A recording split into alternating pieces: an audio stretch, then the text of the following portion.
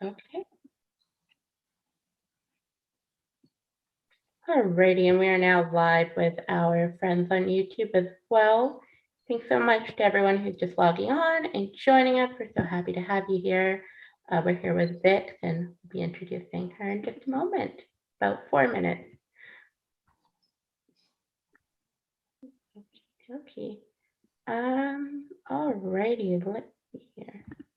Welcome to everyone who's joining us. I see a couple of people joining us now. If you want to write in the chat on the live stream, let us know where you're coming from. We'd love to hear from you.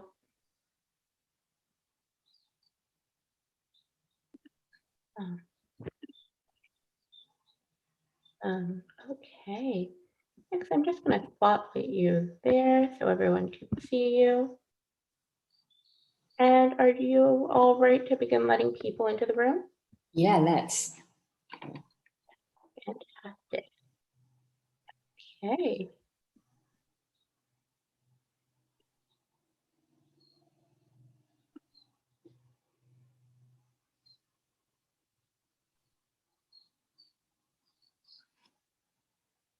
All right, everyone who's just joining us, we're going to begin in about 3 minutes. Perfect time to grab some water if you want to take notes. Vix, is there anything else you can think of that you might want to have with them? Feel free to. No, this is yeah, like whatever you need to feel comfortable and relaxed. This is not a session where you need to perform anything. Okay. I see someone just joining us. Alice is joining us from Guatemala. Welcome, Alice. And for anyone who's joining us in the Zoom room, feel free to rename yourself. Let us know where in the world you are.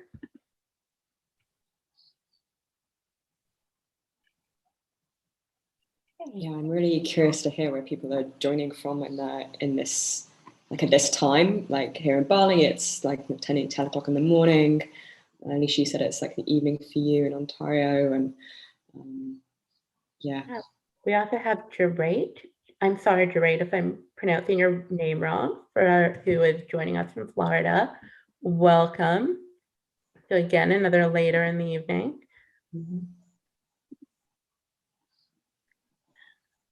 Okay, great to see folks piling in here. It's exciting. Okay. Thanks for joining us on the live stream. If you have an invitation for the dojo, feel free to come on in. There's lots of space here in the Zoom room, and we'd love to see your faces. Oh, we have Helena joining us from Australia in the live stream. Welcome, Helena. Vicky as well, joining us from Australia too. Vicky's saying it's noon where they are. So you must be on, I get it the wrong way around. So I know Perth's the same time as me, so you must be like Sydney, Melbourne, that side of the country, if it's me, I'm imagining, Vicky. In the chat. Fantastic. Welcome, everyone. Okay. Perfect. And we have quite a few people joining us on YouTube. Feel free to join us here in the chat as well. Okay. All right, everyone. We're going to get started right on time. Welcome, everyone, to A Perfectionist Guide to Not Ruining Your Relationship. So I have the pleasure today of introducing Vix. Now, before we get to our introduction, just a few housekeeping notes. So we have, I'm Alicia. I'll be hosting your tech session today. So if you have any questions or problems for Zoom on the stream, feel free to let me know in the chat. Just send me a private message. Headphones may also be necessary if you have children around and are also really great here for confidentiality. If you are in the Zoom room, that does mean you're part of the Embodiment Dojo. So this does mean you've either brought courses from us in the past or other products. So we'd love you to have your cameras on no matter where you are. And if you're in the Zoom room and are invited to speak, please be aware this is recorded and live streamed. And because it's a little bit quieter tonight, we may be asking folks if they'd like to come and join the Zoom room later on. And you can join the Zoom room as well if you buy Empowered a Relationship course or anything else that we offer in the future. So really great access if you're loving what we're doing this week. So folks, I now have the pleasure to welcome Vix. So Vix Anderton is an embodiment coach and recovering perfectionist. Vix helps overachievers, control freaks, and recovering perfectionists to rebel against their own status quo and dive deep into the adventure to uncover their raw, brave, and authentic selves. Welcome, Vix. Thank you, Alicia. Wow. Oh.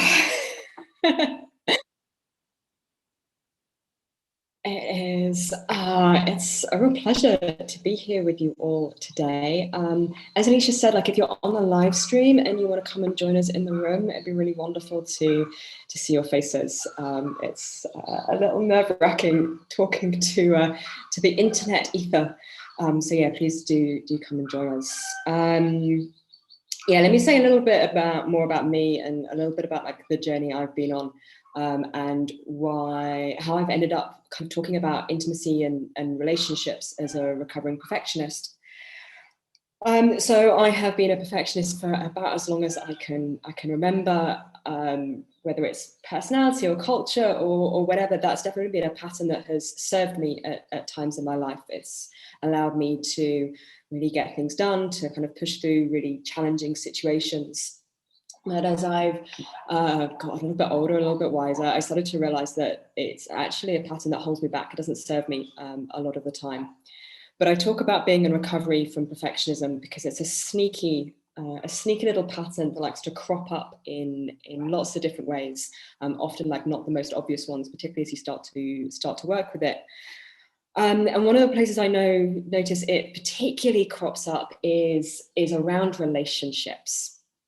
So Brene Brown, who quite frankly I think is the guru of perfectionism and vulnerability, talks about perfectionism as this 20-ton shield that we lug around thinking it's going to protect us, when in fact it's the thing that really prevents us being seen.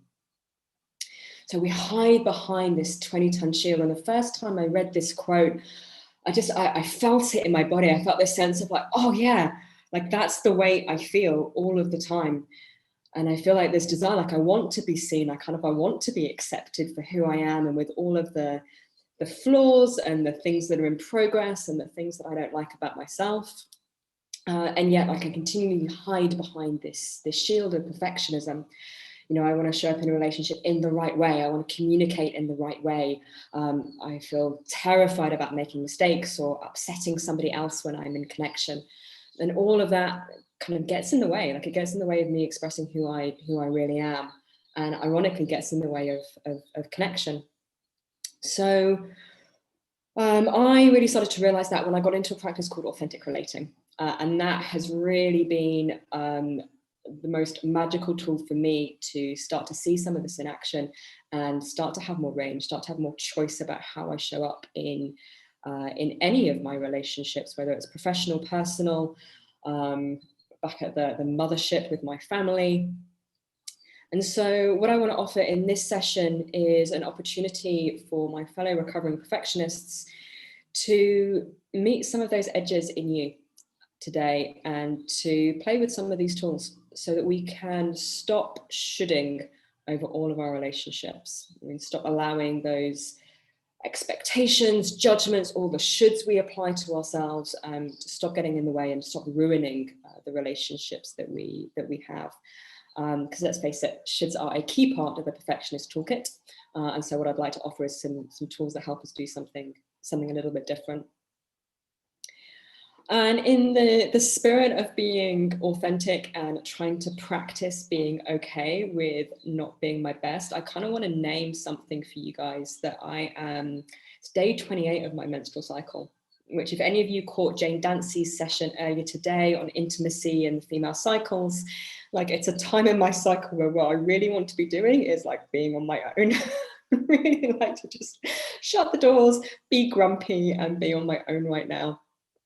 And like, there's a part of me that's kind of criticizing myself, like, why did I say that I would do this session right now? I knew this was coming up. And you know, as much as I want to follow my own rhythms and cycles, you know, I really love Jane's work. I also think there's something, particularly as a perfectionist, it's so easy for me to hide behind those things and say, well, see, like, oh, I'm not really at my best today, so I can't really show up as I want to. I've got to kind of like mold myself to be how I think you want me to be. So I'm going to use this as an opportunity to try and be okay with the fact that that's how I'm feeling today, and perhaps I'm not at my like shiniest best, and that is okay too. Oh. So yeah, maybe you'd like to join me in a breath. That felt really good for me. I'm nervous at the start of the session, so you can feel your feet on the floor, your bum or whatever you're sitting on. Take an easy breath up the back of your body, and as you breathe out, maybe a little sound, maybe a little movement, relaxing back down into your seat. So the place I would like to start is, let's see if we can identify where perfectionism shows up for us. So if you're in the room, in the chat, if you're on the live stream, share into the chat, and Alicia will be able to share that with me here as well. What are some of the ways that you think perfectionism gets in the way of intimacy and connection for you? I'd love to hear some examples of where you've noticed that need to overachieve, where like your control freak kicks in and micromanages intimacy and connection. How does that get in the way for you? So while I'll let you sort of have a ponder on that and share, I'm going to share a really recent example for me. So I've just moved to Indonesia with my new husband. We got married about 6 weeks ago. And we've been meaning to move here for a long time. I've been really excited about it. And yet I've kind of had this sense of like, oh, like this isn't quite how I thought it would be. Like we're not the perfect newlyweds. We've been arguing a little bit. And I noticed the other day he came downstairs and he looked really good. He'd like made an effort with what he was wearing. He looked really hot. And something in me like freaked out. I still don't quite know what, but I noticed that like my body recoiled a little bit and I started to shut down. And rather than telling him that in the moment, he was like, "Is everything okay?" I was like, yeah, no, it's all fine. And I disappeared upstairs, kind of hid away, got super grumpy, really like wouldn't talk to him at all. And like it really got in the way of our relationship that day, when actually what I wanted to be able to do was like, oh, I've just had this reaction that I don't really understand and it's like freaking me out because I don't know what it means about how I feel about you and how I feel about our relationship. And so in that moment, I chose to be a perfectionist. I chose to be like, no, everything is fine. I am completely in control, rather than being honest and authentic. And that had a massive knock-on effect for the rest of the day, and actually took me quite a lot of work to repair and undo the little bit of damage that I had done. So let's see. Yeah, so people feeling me, great. Somebody saying it shows up in being afraid to speak up. Yeah, really relates to that sense of like, wow, it's hard for me to speak about who I am and what I'm feeling. Because be interesting to know what is you're scared of. For me personally, I'm scared of, well, I would tell you that I'm scared of upsetting the other person. I think actually what I'm scared of is being rejected, that I share something that, you know, feels edgy and vulnerable and that isn't well received by the other person. Somebody else saying it shows up as being a control freak in parenting. Yeah, absolutely. Yeah, and orientating to like others, so becoming super aware of other people and losing that connection to yourself. Yeah, it's a beautiful noticing. Thank you for sharing that. Oh yeah, that's beautiful, Alice. Being afraid to say something that isn't good enough. Who's the arbiter of good enough? I want to know who this person is, and I'd like to get like the stamp of approval on things from them. Yeah, you know, but it might not sound sexy. Yeah, being concerned that like conflict isn't a good thing either. Yeah, exactly. So what I'm hearing you all sharing is that there is a sense of like there is a right way to be in relationship, and if we could only find that right way, then everything would be absolutely fine, and all our relationships would be working well. Yeah, that can lead us to not appreciating the moment. Yeah, beautiful. So yeah, I'm really sensing that like you guys understand what I'm talking about here. And so thinking about a time for you where this has showed up recently. So on a scale of 1 to 10, a time that's maybe like a 3 or a 4. If you're an overachiever, I want you to think of a time that is like a 1 or a 2 on a scale of 1 to 10, because us overachievers like to minimize everything in my experience. So think of a time where this has shown up for you in a mild way. And I'd love to hear what you notice that you do in your body. So where do you experience this sense of perfectionism, this sense of being a control freak or an overachiever? Where does that experience live in your body? Yeah, so Alice is saying in her throat. Yeah, Alice, is that a sense of like it closing? Because I relate to that. For me, it's a sense of like everything kind of gets blocked off here, and it's like I'm kind of like choking down like what it is that I'm feeling, and I can get really in my head. Yeah, thanks, Alice. A rigidness, not being able to say things right. Yes, yeah. And I'm hearing just in the way you express that there's a sense that like there is a right way to express things. Yeah.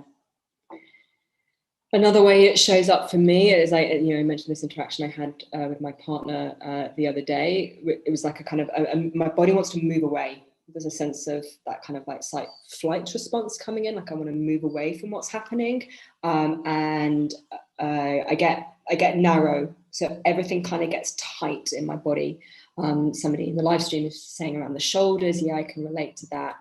After resetting the center line of my body, that everything just, there's a sense of like that in breath and that kind of like somebody just saying that the breathing gets shallow, that kind of like, oh yeah, can I make myself small?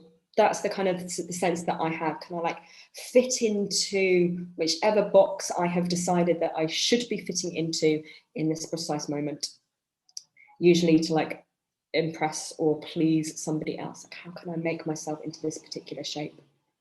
Yeah, somebody else is saying their shoulders as well. Yeah, whole body feels on alert. Yeah, thank you for sharing that. So if you have been feeling that in your body, encourage you to give it a little bit of a shake off. Feel your feet on the floor again. Take a moment to think of somebody who makes your heart smile. Practice from Paul Linden. And it's okay right now. That experience is not happening to you right here and now. We are all here as fellow recovering perfectionists, so it's safe to be here. Yeah. So what we've kind of started to get into here is the first practice of authentic relating, which is the practice of welcoming everything. And so like the first thing I think we do as recovering perfectionists, the first thing I do as a recovering perfectionist when this shows up for me in any kind of connection, and in first like the connection with myself, is I'm denying reality somehow. I'm saying like the experience I am having is the wrong one. I should be having a different kind of experience right now. And so the alternative, like I would like to bring in, is this practice of welcoming everything. And what that essentially means is that rather than denying what is happening for us, is that we start to orientate towards reality. We start to notice what is happening. So we notice what we're doing in our body. We notice the sensations we're experiencing. We notice the emotions and the feelings and the thoughts and things that are present for us, as much as possible without labeling them. So my experience of being a recovering perfectionist and kind of being human actually is that like our brains love to put things into boxes, loves to label things as good or bad, right or wrong. And this kind of like black and white thinking, I think, is really unhelpful when we're practicing being a recovering perfectionist, because it leaves no room for the inevitable gray of life. So this practice of welcoming everything is saying that, yeah, this is happening right now. So even if it's disconnect, it's numbness, it's conflict or trigger, that is happening. And there's a sense that I can be okay with that happening. So I do want to be really clear that the practice of welcoming everything doesn't mean that we have to tolerate everything. It doesn't mean that we accept everything the way that it is. And it particularly doesn't mean that we do not have to accept abuse. We do not have to accept or tolerate harm. What the practice invites us to do is to first notice the experience that we're having in the face of whatever that dynamic is. Because as all of you will know, if you've been around the embodiment world for a little while, in order to have choice, we need to have awareness first. And if we're denying what's happening for ourselves, we're denying ourselves the opportunity to choose, to make a choice about what we do next. Because we're just like ostriches, we've got our heads buried in the sand, la, la, la, la, la, I'm not listening. Yeah, when our body is like really clearly trying to tell us something at that point, whether it is true or not.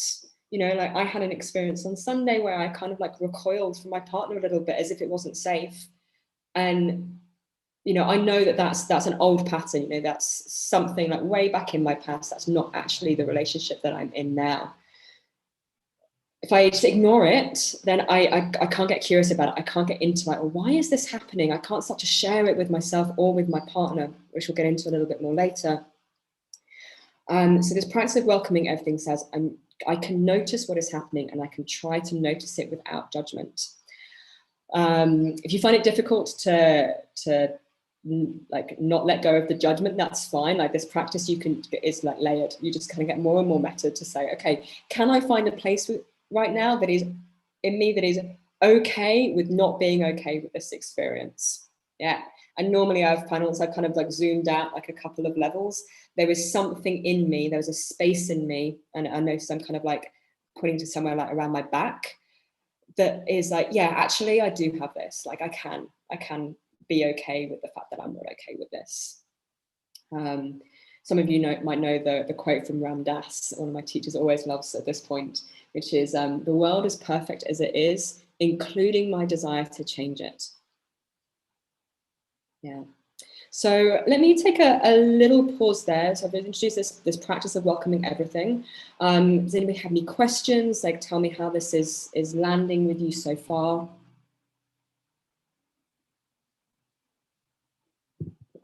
And I'd like to say, I mean, like this practice sounds really simple. It's, I think, one of the hardest things to do. Definitely one of those practices that is simple and not easy. Those of you that have other embodied practices, all of those can help us start to cultivate this skill of being able to notice, being able to name sensation and emotion without necessarily kind of getting caught up in it.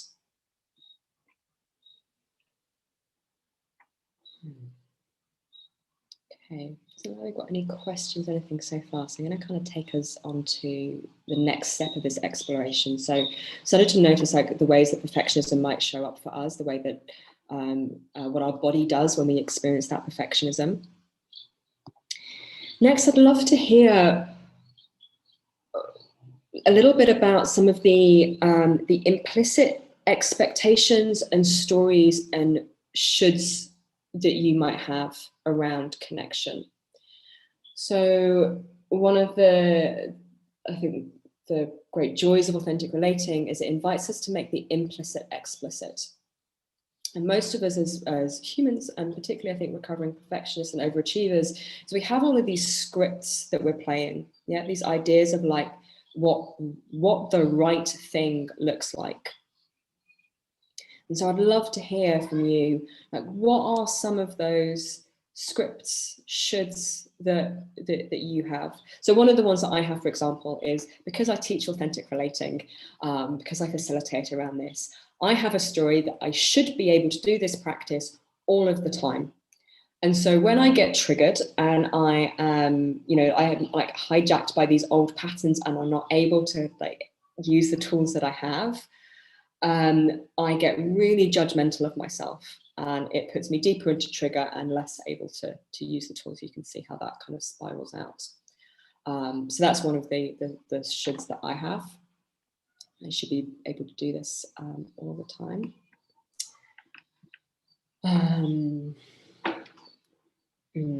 One of the other stories that I have around connection is somehow that like I have to be okay.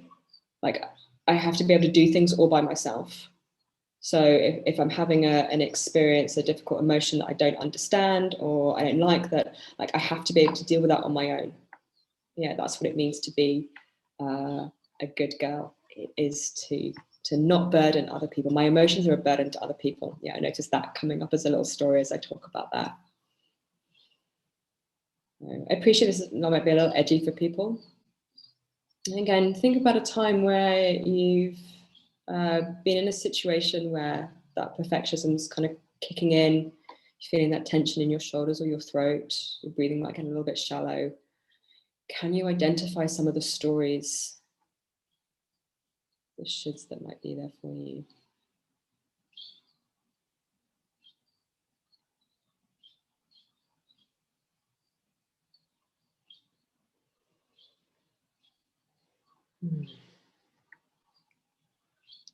So one of the ones I notice like cropping up for me now is like, oh, I'm obviously not doing this right because people should be interacting more. And like, that's my story.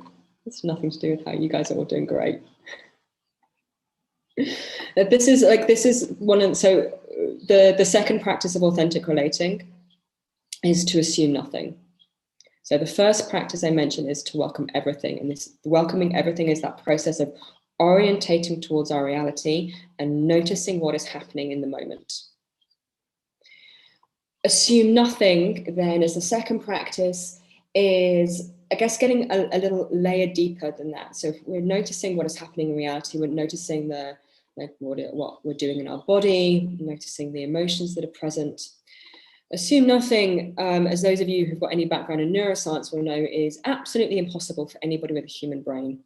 Our brains are designed to make assumptions. We have something like 150 different biases, heuristics in our brain that are brilliant, that they're what allow us to make decisions quickly, and to not spend our entire lives paralyzed by the amount of information that our brain is processing through our senses. So the practice of assume nothing isn't actually about assuming nothing. It becomes about noticing the assumptions that we have, noticing the stories and the judgments and the expectations and the shoulds that we have. Because when we notice them, we can start to get curious about them. We can start to make the implicit explicit, at least to ourselves, if not to anybody else. The sheer act of noticing the assumption, I think, starts to bring us into self and allows us to start to get curious. Oh, so I notice I have an assumption. I notice I have a story that I have to deal with this all by myself, for example. I wonder why that is. Could I do something different right now? So I'm seeing a couple of people sort of sharing their experience here. I should know what to do, and I don't yet. I really resonate with that one. That feels really familiar to me. The other way that one shows up for me is that there is a right answer here, and I don't know what it is. Yeah, often puts me back into that freeze response of like, oh God, you're expecting something from me and I don't know what the right answer is. And I shut down. Somebody's saying, never thought about my story in my head like this.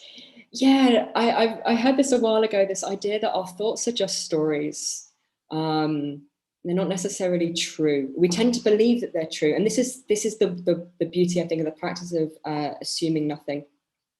then we slow down and we can actually notice and name. So we make the stories that we have explicit. They start to lose their power. So when they're implicit, we run them as like background programs, you know, like in a computer. We don't even notice that that particular app is running in the background and draining all the computer memory. Yeah, but why is my computer running so slowly? So when we notice that, when we make that explicit, we can start to decide, is this true? Is this helpful right now? Oh, yeah, I'm noticing how I think you have an expectation of me and I don't know what the right answer is. Okay, maybe there isn't a right answer. Maybe that's okay. Can I let that go? And so yeah, this practice of assuming nothing doesn't mean not assuming anything. It means noticing our assumptions and getting curious about them. So, I would like to play a little version of a game that we do in live sessions called the Assumptions game. And I'm going to volunteer myself to be the subject of this. So if you are willing to play with me, I would love for you to just have a look at me without knowing much about me and my background. I'd love for you each to name an assumption that you have about me. And as you're doing this, notice what you do in your body. See if you can notice the assumptions and stories that you have about participating in an exercise like this. So a common one that can come up is like, oh, I better name the right assumption. Yeah. Or, oh, I won't share that one, that might be upsetting. So if you'd like to name an assumption, and if you're like joining in with us on the recording, like you're welcome to do this as well. So notice any of the assumptions that you're making.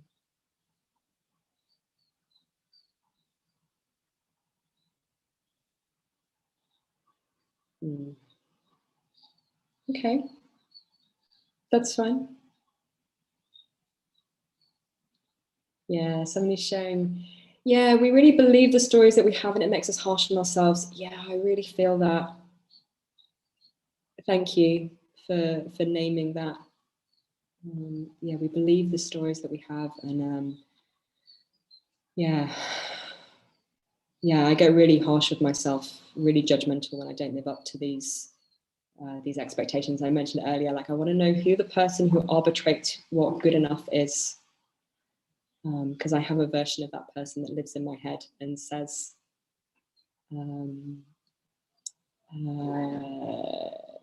that says like whatever I'm doing is not good enough, that it doesn't live up to that standard. And I really want to appreciate, somebody has shared an assumption. Thank you so much for, I imagine that took a little bit of courage to do that. And I'd be curious if you're willing to share, what was it like for you to name that assumption?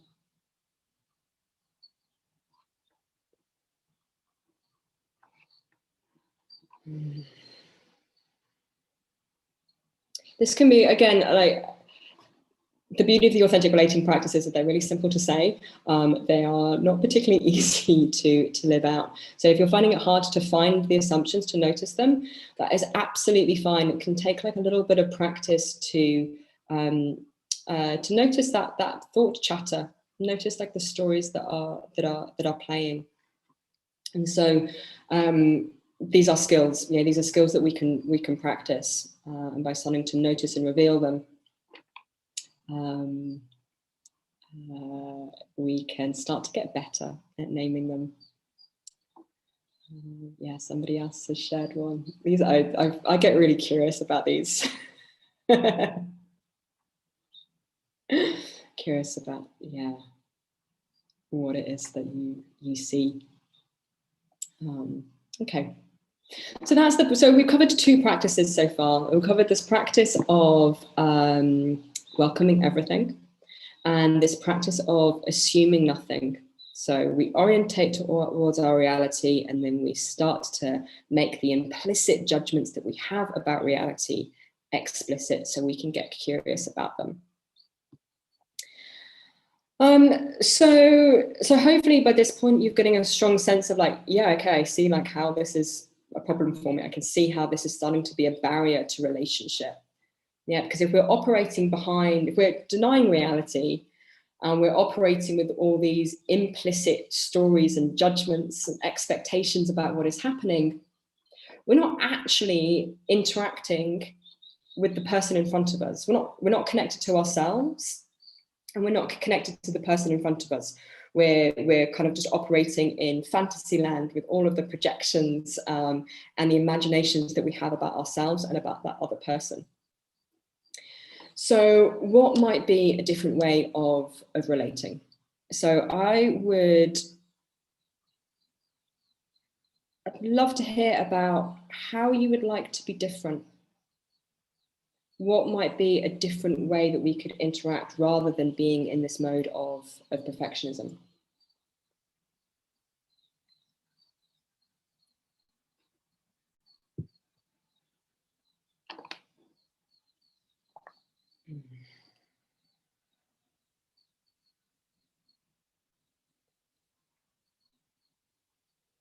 So I would really love, what I really desire in my relationships is to feel okay. Yeah, to be able to be myself, to not have to work so hard to try and figure out what the right answer is all the time, because it's exhausting. Yeah, if you come back to like that Brene Brown quote, like lugging around this 20-ton shield all the time is really hard work. And I would like to be able to put it down, and I would like to be seen. And somebody else is saying that, yeah, they'd like to feel safe. Yeah, absolutely. And I think one of the ways that we start to do that is I want to feel like we have to be brave. Yeah, we have to be brave. We have to put the shields down, and we have to start revealing something about ourselves. So, I'm going to see whether this works. There's a little game that I like to play, which is a game of sentence stems. So I'm going to share 3 sentence stems for you, and I'd love for you to finish the sentence stems. So what we're going to start doing is revealing a little bit of ourselves to each other. Now, before we do, I want to point out that this is not the Vulnerability Olympics. I appreciate that, like, this is live streamed. I can't see most of you. I imagine there'll be a bunch of people that watch the recording of this. So yeah, you do not have to like reveal the deepest, darkest skeleton in the back of your closet right now. I'd like you to like lean into what I call, or one of my teachers calls, your tender edge. Yeah, the place that feels like maybe like 5% brave, 5% edgy and raw for you today. Maybe just 1% edgy and raw. Yeah, reveal a little bit of yourself. So the first sentence stem I would love you to finish is, right now, I feel. Right now, I feel. So right now, I feel a bit hot and sweaty. I feel some kind of like nervous, excited anticipation around the top of my stomach, the bottom of my rib cage. I kind of like, is this going to work feeling. I feel excited to be sharing this with you. And I feel a real desire, a real longing for this to land and be useful for people.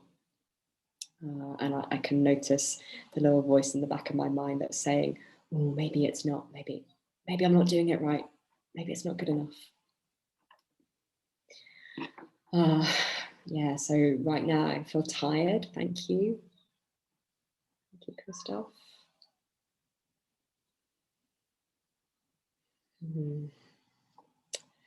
And if you don't want to reveal it into the chat, like that is absolutely okay. Can you reveal it to yourself?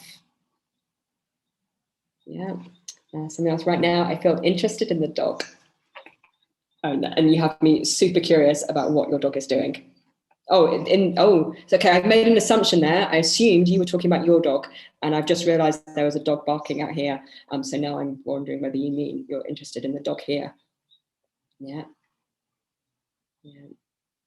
So you can see, I mean, that was just a live example of like how those assumptions can, I wouldn't say like get in the way at that point, but I had an assumption that you meant something there, Faye, and maybe that's right, maybe it's not right.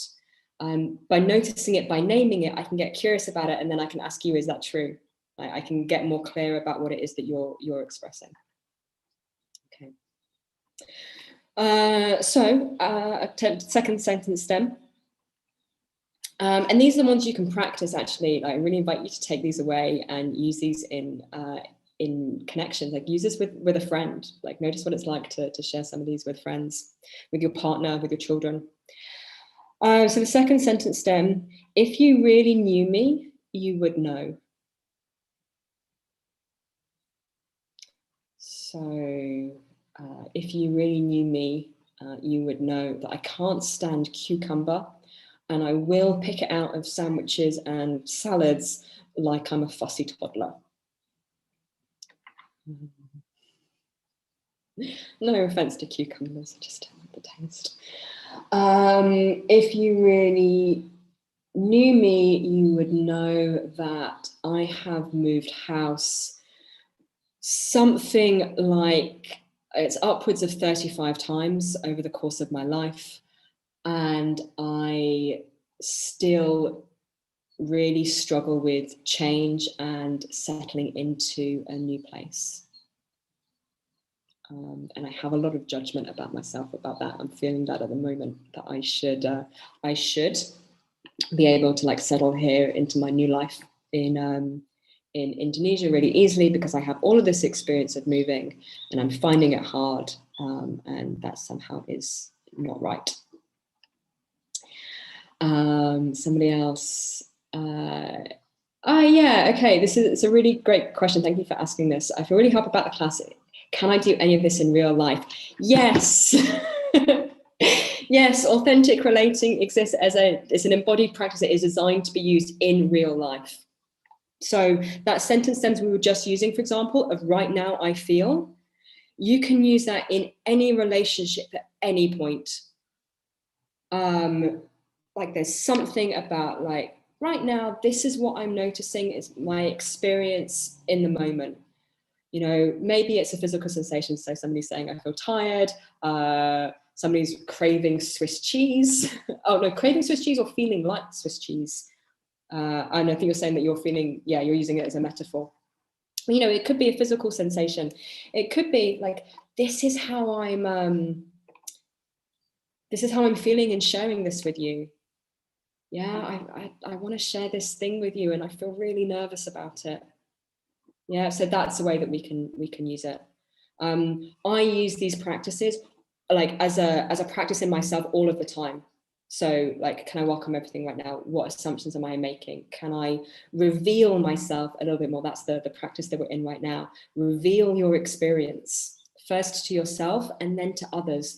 Because when we reveal a little bit of ourselves, and I'm loving what Vicky's sharing, and I have a lot of actually compassion for you, Vicky. I hear that you're feeling a bit sick, annoyed at having wasted time on perfectionism and wondering why you can't just send a message without correcting typos. I really feel you in that. Yeah, when we do that, you know, I now feel a little bit more connected to Vicky. I can't see her, but I have just a little bit more, because you've opened the door to connection. When we reveal our experience, we put down the shield and we invite people into our world. We invite people to say, like, this is what is happening in my world right now. And that's how we allow ourselves to be seen. You know, I think sometimes when I want to be seen, I want the other person to do all the work. Yeah, I want you to see me. but they can't see me if I'm hide behind this like goddamn shield all the time. So I have to put it down. And that is the practice of revealing our experience. So I hope that answers your question of like how we might start to use these in real life. Somebody else saying, if you knew me, I am very introverted, but I appear extroverted. Yeah. So I feel deeply lonely. Wow. I feel so much compassion in my heart for you reading that. Somebody else saying, if you really need me, you know, I am fabulous and I often tremble. Yes. And what I really love about that, Michelle, is like the polarity. So I talked earlier about perfectionists having this like black and white thinking, things are either good or they're bad. And I imagine like feeling fabulous, being fabulous feels good, trembling bad. Yeah, we can be both. It's yes and, both and. It doesn't have to be like, I'm fabulous, but I tremble. And I tremble. Beautiful. Okay, we're going to try one more sentence stem. And again, this is one I find really useful to use in real life, is something I'm nervous to share with you. Something I'm nervous to share with you. So something I'm nervous to share with you is, oh yeah, this, I know this feels real because I've suddenly like, the heat's just like bubbled up in my body, and I can like, my face is like shaking a little bit. I feel really nervous that Mark Walsh is going to watch this video back later and be critical or feel ashamed of me as being one of his previous students. Yeah, and I feel nervous to share that out loud in front of everybody, knowing that Mark probably is going to watch this video and is going to hear me say that. I'd love you notice as I share that with you, what do you do in your body? What is the response that you have hearing me share something that feels edgy?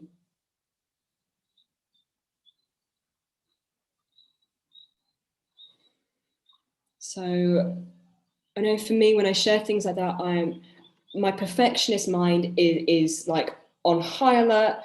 Oh my God, you're going to be rejected. You're doing it wrong. Nobody is going to like you. And yet every single time I have done something like this, every single time somebody has revealed something to me in this spirit of rawness and authenticity, every single time I'm in awe of their bravery. I feel more connected to them and I have more admiration for them. It never fails to have a positive impact for me. So all of the stories that I have about having to hide behind my shield are all wrong. Okay? And it's taking like a lot of work to let them go.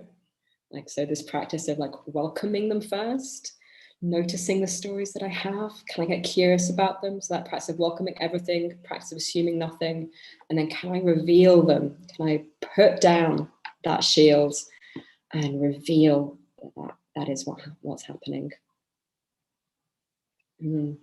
So Alice is saying that you didn't know you were a perfectionist. Yeah, it's sneaky. It's sneaky. And it's not always, I often think that perfectionism, I used to think that perfectionism was about, staying up till 2 a.m. and wanting to make sure that everything was like, all the I's were crossed and T's were dotted. That. But actually, for me, it's this 20-ton shield, and like I'm constantly wanting to hide myself because somehow I don't think I'm good enough.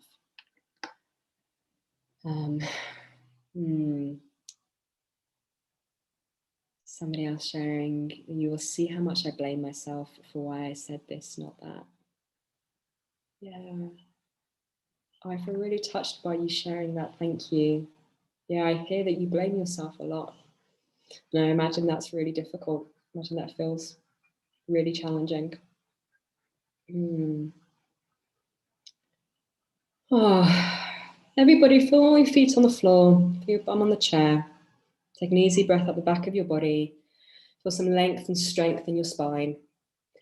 And as you breathe out down the front, see if you can find some softness and some gentleness towards yourself. Think of somebody who makes your heart smile. I'd like you to say thank you to yourself for showing up and being a little bit brave with me. I'm really appreciating those of you that are revealing a little bit of your experience right now. Yeah, somebody's showing that they would be nervous to share their mistakes and failures, which you don't.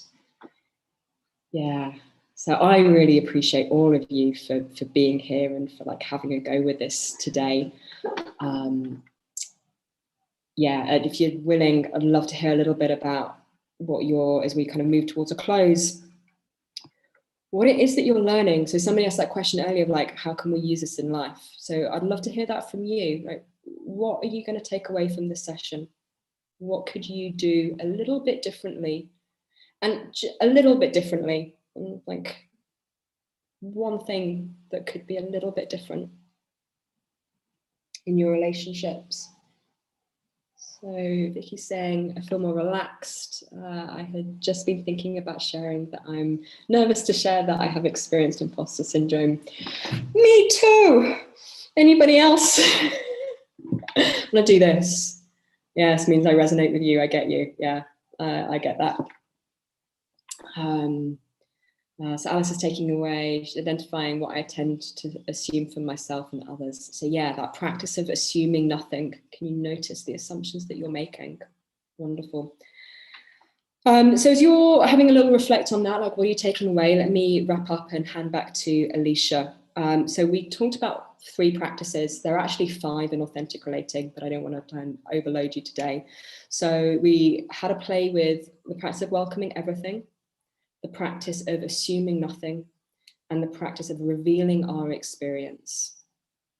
Okay, so noticing what is happening in our experience, noticing the stories and the judgments we have about it, and then can we put that 20-ton shield down for a moment to reveal first to ourselves and then potentially to somebody else that this is the experience we're having, and that being a doorway to connection, that being the place where I can show up as who I am and connect from that place of authenticity.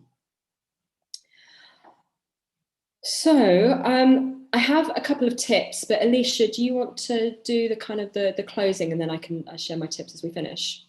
Absolutely. Thank you so much, Vix, for an incredible presentation. And thank you so much to everyone for joining us, whether you're on the live stream or here in the Zoom room or watching later on the recording.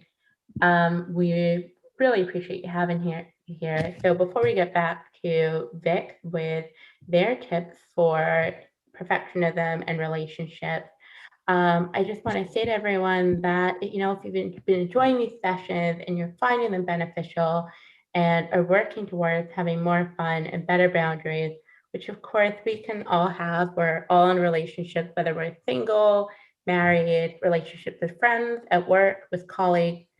So in order to deepen your intimacy and share this with others, please make sure you share the link for Embodiment Reconnection Week. There's still time to sign up. And if you've missed anything, make sure you do sign up, because that will give you access to the replays coming this weekend. We do want as many people to benefit from this event as possible. So if you want to learn how to get more connection and more fulfillment from your partner, we're going to actually be continuing on with another way to further the change in your life. So in order to do this, we have the incredible Adam and Christina, and that's where they're coming in with empowered relationships. So I'm going to share my screen here with everyone and show you a little bit more about what is included in this incredible course. So many topics, and a lot of them you'll see here today. You'll see the 80-20 of relationships this week, but so many transformative tools inside, whether it's about trusting yourself, feeling more connected with your partner, and moving all the way in how you can turn your conflict into growth moments.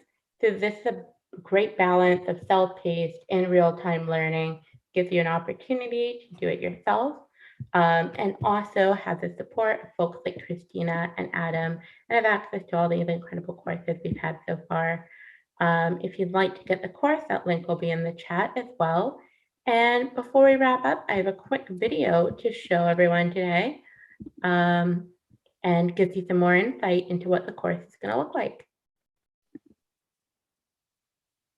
Have you ever found it hard to say what you're really feeling in one of your relationships? Is it difficult to say no or to ask for what you really want? Well, you're not alone.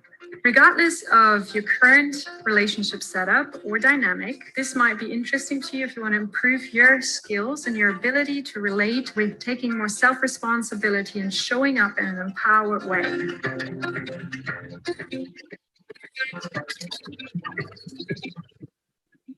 When we start showing up authentically, getting in touch with what we really want, and find the confidence to communicate it, it can transform the way we are with each other. Relationships are at the core of everything we do. Everything in our lives is relational. Whether we're relating to a stranger, relating to our partners, it's all about relationships. This is for you if you've ever struggled with saying what you really want and desire, communicating with your partner. This is for you if you want to learn to assert your boundaries in a clearer, more loving way. It's about authentic, full expression and becoming confident in really dropping more into the essence of who you are instead of trying to be something or someone that another might like. The learning takes place in your body as well as in your mind, and it's super accessible for everyone. On the course, we'll teach you practical embodied exercises for improving the way you communicate, for getting in touch with your authentic desires, and for bringing more creativity and aliveness into all your interactions. We want to give you the tools to work with conflict and maybe reshape it. That it can be a tool for growth rather than detrimental to your relationship. I've seen firsthand how these simple tools can transform people's relationships from the social to the sexual. This training is simple and embodied. It's not about theory, it's about you and your sensations and your relationship to intimacy. Whether you're in a relationship or not, who you're in a relationship with, whatever your gender, your sexual orientation, if you want to have more fulfilling relationships, then this is for you. So if you want to learn how to bring more playfulness into your connection, if you want to learn structures for exploring physical intimacy, if you want to learn how to bring beautiful boundaries to empower your relationship, join me and Christina Dore on this 8-week journey. Learn to fully show up for yourself in every area of your life.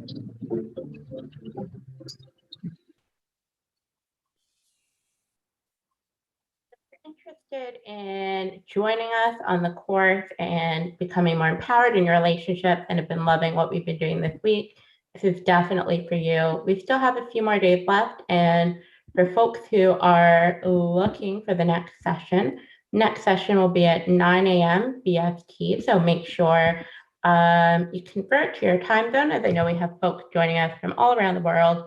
And our next session is how relationship dynamics impact your work. So make sure you join us there. And I'm going to hand it back to Vix for their top 3 tips. Thank you, Alicia. And I also I want to name that, like, we've been talking about relating in this session, and I want to name like the constraint that I've not been able to like talk directly to any of you or have you talk to each other and experience this. So there is something really powerful about practicing and experiencing this. So like, I really recommend the course. I've learned so much from Adam and Christina in my workings with them over the last couple of years.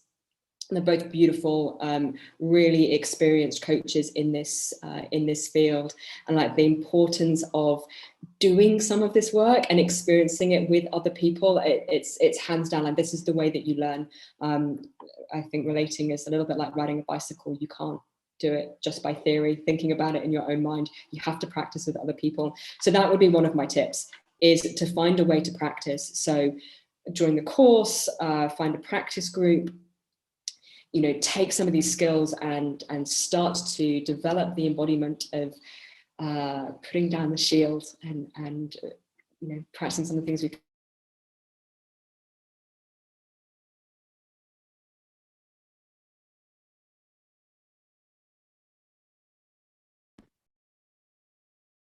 Okay, so looks like we lost Vic there. Just a moment. Um, Thank you so much, Vic, for sharing your tips. Lots of love in the chat, and we'll see if we can get you back there.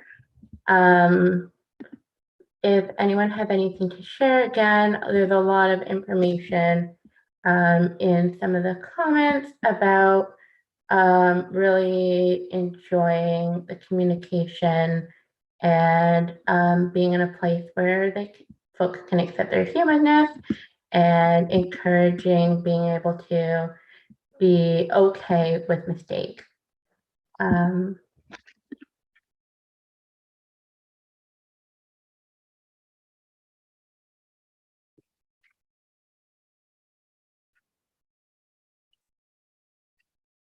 Yeah, so I'm just checking here if anyone has anything to share in the chat. If not, I'm sure Vix will be rejoining us in just a moment. Lots of kind words again here about finding support in relationships. Again, folks, the course is open. Make sure you check it out. If you have missed any sessions, it'll be July the 30th. So all about getting connection and joy. And please making sure as well that you share some of the resources. And I don't think we can get Vic back right now. Perfect. There we go. Welcome back. I was just sharing some of the love for you in the comments. You'll hear it later in the recording. I'm sorry, my Zoom just crashed out. Oh, perfectionist worst nightmare, tech fail. Okay, let me breathe. Yeah, slow down. It's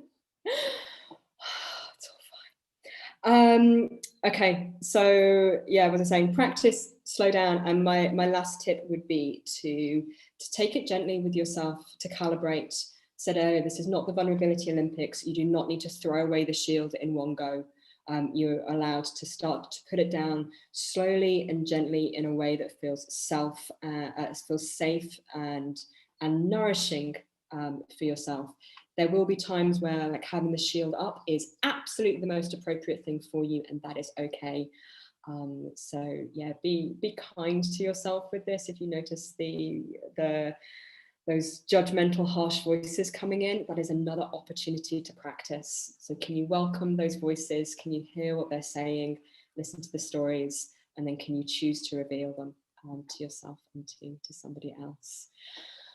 Oh, sorry about that little technical faff.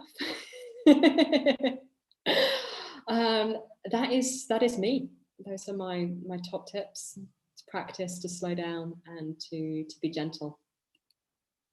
Yeah. Thank you so much, Vix, and we hope to see everyone at the next session at 9 a.m.